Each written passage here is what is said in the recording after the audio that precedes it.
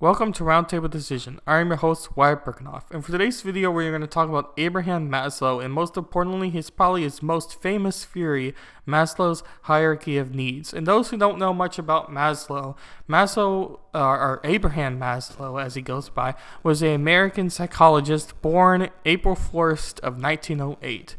But more importantly, he was more popular in about 1943 during the movement of humanist type of psychology, where psychologists were really trying to understand what made humans tick and what exactly made a human human compared to other species out there, or other animals, I should say, out there. What makes humans so important was kind of the humanist type of viewpoint.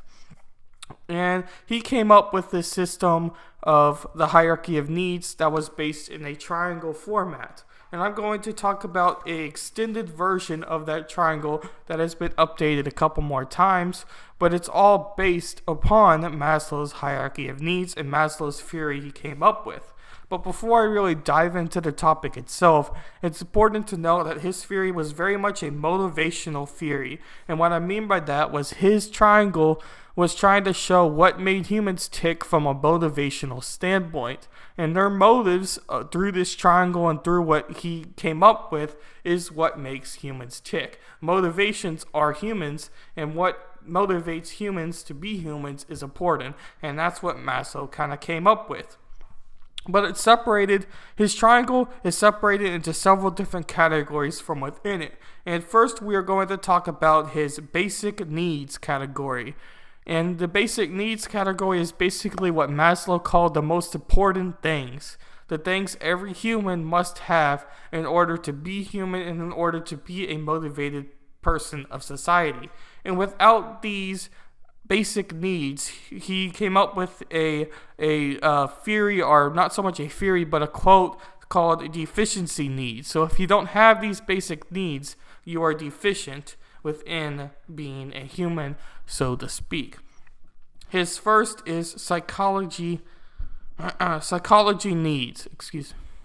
And psychology needs are basically the bare minimum things people have to have. You need these items in order to be human. And these items are such as food, water, warmth, and rest. So without food, without water, without warmth, and without rest, without sleep, and without air, you could add, without those basic needs, you will die as a human, therefore you won't exist as a whole.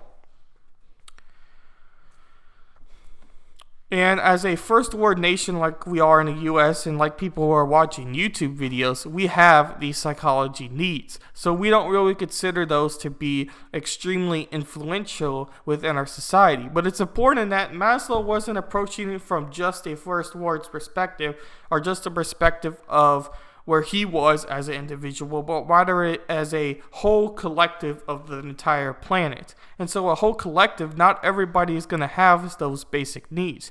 You could think of the poor, and more so much the really, really poor. The people would have to fight to get their water, to get their food. So without the basic need, and the very, very first basic need getting met, it is very hard to be a motivated individual. If you are struggling to find food, if you're struggling to find water, and if you're struggling to sleep, and if you have all three of those combined, your need to be considered a human and to be considered to have high motivation is very low, and it's hard to get higher if you don't even have those met. I feel like I'm repeating myself a little bit, but it's important to understand that just because you have them yourself doesn't mean that everybody else has them. And therefore, he kind of came up with a number in his head of how many people he thought actually had each of these needs. And for psychology needs, he came up with the figure of 85%. He theorized that 85% of people had the psychology needs met. The next statement, and still considered to be a basic need, was safety needs or security needs. So you could think of it in several different ways. You could think security as in security system. So in other words, if you feel safe in your house, or if you feel safe as a whole, you'll feel good about yourself and being able to be motivated within that. Because if you feel safe, chances are you're willing to do things to be better. And if you're not feeling safe, like if you're homeless and living on the streets, it's hard to get any better when you're worried about what's going to happen next to you in the case of being homeless. But it also could be considered more of financial security. If you feel secure with your finances, you'll be able to do more because you feel secure.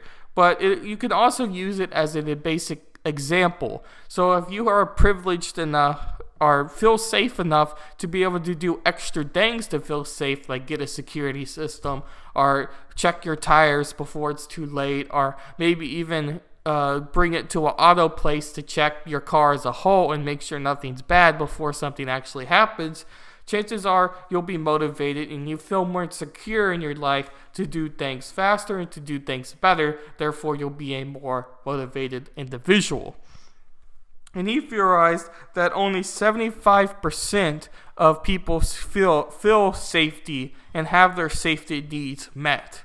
And a big point of that also is if you do not feel like your safety needs are met, Maslow felt like a lot of stress comes from that. If you feel insecure, like if you are homeless and you don't know what's going to happen next to you, how are you able to improve faster, as I've kind of talked about already? So it's important to feel safe and to have your psychology needs met or psychological needs met in order to improve further. And I feel like I'm butchering that word, but anyway, English. The third need is love and belonging need. And this could be taken in several different factors as a whole. It could be from as much as your friendship with friends to an intimate relationship, as if you're dating someone or if you're married to someone or any other things similar to it. And without the need of friendship and without the need of feeling belonged to somebody, it's hard to become more motivated than that. Basically, Maslow and other psychologists have felt like if you don't have the feeling of belongingness and the feeling of friendship with people, depression is a very big factor what comes out of it. If you don't have friends, if you don't challenge yourself and go out there to meet friends and to potentially have a relationship with somebody, it's hard to really improve upon yourself if you don't have someone to pick you up with you. A lot of humans are very much people that like to be with other people. We are very social creatures as a whole. So buying yourself in to your house is not a way in order to become more motivated within that. And being able to be motivated and to have friends means that you have your safety needs or psychology needs met in order to be able to feel like you have the time to be able to have friends. So Maslow felt that only 50% of people felt like they had a belongingness factor met to its full potential in order to increase to the pyramid step above it as a whole. And the pyramid step above, he called esteem needs. And esteem needs are basically the feeling of accomplishment. So esteem you could think of as if you have good esteem, you feel confident in yourself. And I kind of think of a speech. If you have high esteem or if you've practiced this speech a lot, you'll be able to get in front of the class or get in front of the presentation in front of your boss or your potential boss for an interview or something like that. And if you feel confident in yourself and you feel confident in the information you're showing, you will be able to get the job done, and you have high esteem, and therefore your needs are met. And if you have high esteem, you'll be able to advance to the next step, and that is, well, I'll get to it later, but that's essentially showing your esteem to others. And that's highly important in order to have a whole circle and to have the whole motivational factor work within itself as a whole. But you can also see a more negative viewpoint where if you don't have esteem needs, a lot of times you'll have people searching for comments or searching for gratification with others. And that could be as simple as somebody saying, how do I look today? So that somebody says, oh, you look awesome, and they feel better. Or, oh, you look beautiful, and they feel a little bit better about themselves. And nothing is entirely wrong with that. but it's a way of getting your esteem built from one another, and that's kind of what Maslow was talking about. But it also could be shown more through a physical way, such as a fancy car or plastic surgery to enhance the way your body looks and to enhance the way you feel about your body, such as breast implants or a beefed up truck, since we live in Texas, or since I live in Texas. And he felt that only about 40% of people felt that their esteem needs were met and accomplished with each other. And Maslow as a whole, through all those 4 needs, and esteem needs some psychologists have considered to be more psychology needs. Some programs, when you look at the Maslow pyramid, what's more in a 5-step program than a 8-step, as I'm talking about here, they break loving and esteem needs together compared to the basic needs. But when you talk about the extended pyramid, and really the version of the pyramid I think makes more sense, that esteem needs are grouped in with the basic needs. But Maslow called it something different. He called it coping behavior. He felt that if you had all 4 of those needs met, you were able to cope with the way you were and to cope with society as a whole and be able to show you're motivated or to show how you felt about yourself to other people. And if you didn't have one of these coping behaviors met, he felt that it was because of something else. But he also used coping behavior to talk about situations when people go bad. Coping behavior, Maslow and a lot of psychologists have talked about. I guess in short, Maslow was very much a fan of people. He didn't really see people as bad. He more wanted to know why they turned bad. And he thought through coping behavior that the reason somebody did something bad was because they didn't have one of their basic needs met. So if you decided to steal some food from the grocery store, it was because your psychology need wasn't met. You were starving and you needed food, or you were thirsty and you needed water in order to survive. He felt that if you felt insecure about yourself, that you might stay in an abusive relationship because you still feel secure enough with that person. And that could be the same with the love and needs perspective as well. He thought that anything bad somebody did was because they didn't have one of their basic needs met. If they didn't feel secure about their situation or about where they lived or as a whole, and they felt like they needed extra money so they robbed a bank, it was because their safety needs wasn't met, and that's why they did their crime. And he grouped that into more of a coping behavior as a whole. But there's also a whole nother section to the pyramid above this. And as you notice, the percentages amount of people are getting less. And that's why it's a triangle or pyramid perspective. And you have the most amount of people to the least amount of people having what Maslow considered to be the highly motivated factors you needed. So this next group on the pyramid, he called the high-ordered needs. And the first one after was the need to understand. He felt like the people's curiosity, natural curiosity, was highly important. So a lot of people are very curious about things, and it's very much human nature to be curious about things. And you could think from curiosity such as the nature for a lot of people, a curiosity to figure out exactly what happened, or maybe today, the curiosity to figure out information about the COVID-19 as a whole. But the need to understand is also branched down into a large degree, as you have several YouTube channels where are just made to expand your curiosity, such as Discovery Channel or History Channel, or at least what History Channel used to be on the TV, to educate people over factors such as the Roman Empire or Egypt and its pyramids and pharaohs and cultures. It's just a natural curiosity that people have. The next one is aesthetics, or essentially the need for beauty.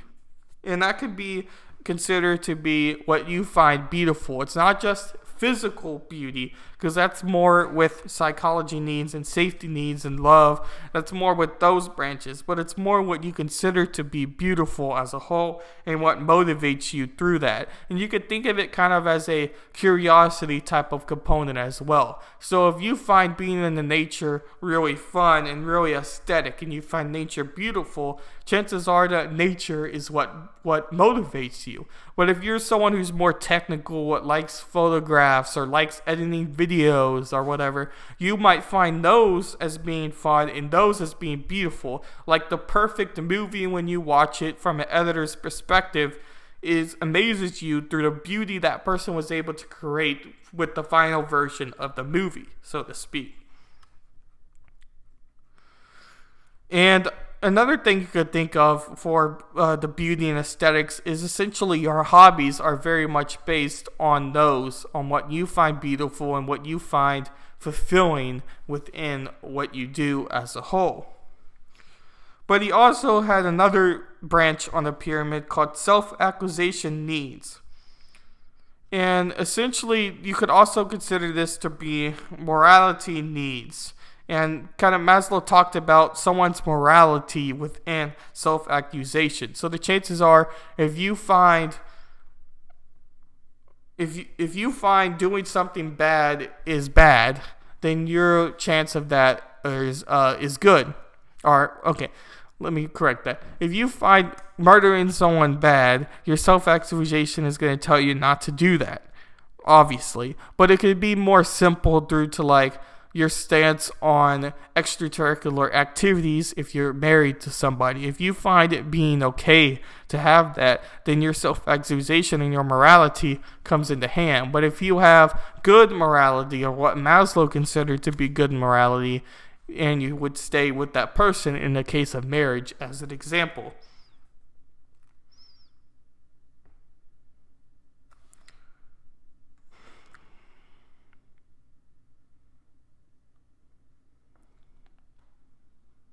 And I kind of talked about this earlier, but essentially Maslow, through his coping behavior, talked about how when people do bad things, it's because they feel like one of these other needs wasn't met. And that's kind of how morality came into hand with Maslow, talking about these esteems and these needs. But one of the more important needs was his need to feel understood and your self-accusation as a whole. As I kind of talked about earlier, he felt that only 2 to 10% of people actually find their purpose. And what I mean by that is this need is what you like doing, what your purpose is in your life. If your purpose is making people happy, then your purpose is to make people happy. But if your purpose is to educate others through videos, or if your purpose is to influence people with how happy you are, then that's highly important, and Maslow thought that was also important. But he also felt like the only way to be able to find your purpose and to be self-actualized and then therefore influence others with what you do is if you have all the other needs met. You have to feel confident in yourself before you can go influence others with your behavior, such as if you're a very optimistic person. And that was his big point with the last part of his pyramid. And that last part being, as I've kind of stated already, the helping others part. You have to be fulfilled in order to influence people on their situation. So bringing it back to a business type of example, I remember in high school, my teacher talked about Maslow's pyramid from a business perspective. And from a business perspective, the security was at the highest. And I think of Amazon as a company because Amazon has been in trouble several times for the way they have treated their employees through timed bathroom breaks and other needs like that. But somebody who's motivated by Maslow's motivational theory for business would feel that their need for security in Amazon is higher than their need to be creative. So in other words, somebody wants to feel financially secure would rather be in a bad job or a job they don't particularly like than to have a chance to be creative and more risk to your job security. So in other words, if you think of a job such as a author or an artist, somebody what's very creative, their chance for security and their chance for feeling secure in what they make is harder. And I think of artists as an example, as I kind of talked about already. They have to sell their piece of artwork, and they don't know if that particular piece they are making is going to make as much money as they want it to make, or if it even will sell at all. And again, the same could be for authors who are making books or short stories or whatever that process is as a whole. It's very hard to be able to understand that as a whole. So somebody who is motivated, in short, somebody who's motivated by Maslow's theory would rather be stuck at a bad job but is very secure, than to be in a job that can have creativity but isn't as secure. Hope you enjoyed the video and catch me next time.